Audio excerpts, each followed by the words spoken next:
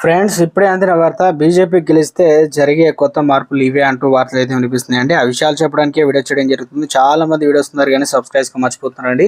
దయచేసి ఈ channel subscribe చేసుకుని బెల్ ఐకాన్ ఆల్ పెట్టి ఆప్షన్ ఇటువంటి ఇంపార్టెంట్ ఇన్ఫర్మేషన్ మిస్ అవ్వకుండా మీ ఫోన్ నోటిఫికేషన్ రూపంలో వస్తుందండి. చాలా మంది చూస్తున్నారు కానీ లైక్ చేయడం లేదు. దయచేసి లైక్ చేయండి. ఇన్ఫర్మేషన్ అందరూ రీచ్ చేసిన వారు అవుతాం మనం. ఎగ్జిట్ పోల్ అన్ని సర్వేలు కూడా ఇండియా కూటమి మూడోసారి అధికారం వస్తుందని అంచనా వేయడంతో బీజేపీ నేతల శ్రేణుల్లో ఉత్సాహం నెలకొంది. ఒకవేళ ఎన్డీఏ కూటమి మరోసారి కేంద్రం అధికారం పగ్గాలు చేపడితే వరుసగా 3 సార్లు ఎన్నికైన ప్రధాని మోదీ రికార్డు క్రియేట్ చేయనున్నారు. 2014 నుంచి 2024 వరకు సాగిన బీజేపీ పాలన ఆర్టికల్ 30 370 రద్దు, ట్రిపుల్ తలాక్ రద్దు, రామమందిర నిర్మాణం లాంటి సున్నితమైన అంశాలు కూడా పరిష్కారమయ్యాయి. ఒకవేళ ఈసారి బీజేపీ అధికారం వస్తే వచ్చే పదాలు ఎలాంటి మార్పులు జరగబోతాయి ఇప్పుడు తెలుసుకుందాం. తొలి 100 రోజుల్లోనే కీలక నిర్ణయాలు. తాము అధికారంలో వస్తే తొలి 100 రోజుల్లో కొన్ని కీలక పాలసీలను అమలు చేస్తామని ప్రధాని మోదీ ఇప్పటికే బీజేపీ సర్కారు 167 ఐడియాలను షార్ట్ లిస్ట్ అయితే చేసింది. అక్టోబర్ 15 నాటికి వాటిని అమలు చేయాలని లక్ష్యంగా పెట్టుకుంది.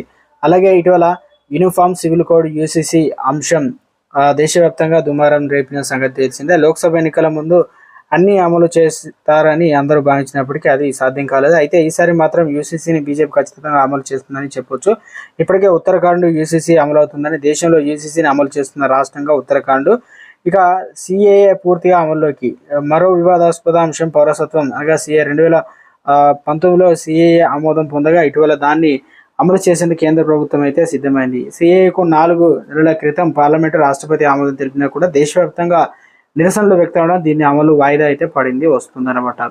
ఇక ఈ చట్టానికి సంబంధించి నియమ నిబంధనలు కూడా కేంద్రం ఇటీవల విడుదల చేసింది. మత ప్రాతిపదికన పౌరసత్వం కల్పించబోతుంది. 2014 డిసెంబర్ 31న పాకిస్తాన్, బంగ్లాదేశ్, ఆఫ్ఘనిస్తాన్ దేశాల నుంచి భారత్కు వచ్చిన హిందువులు, క్రైస్తవులు, సిక్కులు, జైను, బౌద్ధులు అలాగే పార్షియల్ దీని ప్రకారం ఎలాంటి రుజువు ధృవీకరణ సంబంధం లేకుండా పౌరసత్వం కల్పిస్తారు. కానీ ముస్లింలకు మాత్రం ఈ నిబంధన వర్తించదు. పౌరసత్వం కావాలనుకున్న వారు ఆన్లైన్లో దరఖాస్తు చేసుకోవాలని కేంద్రం ప్రకటించింది.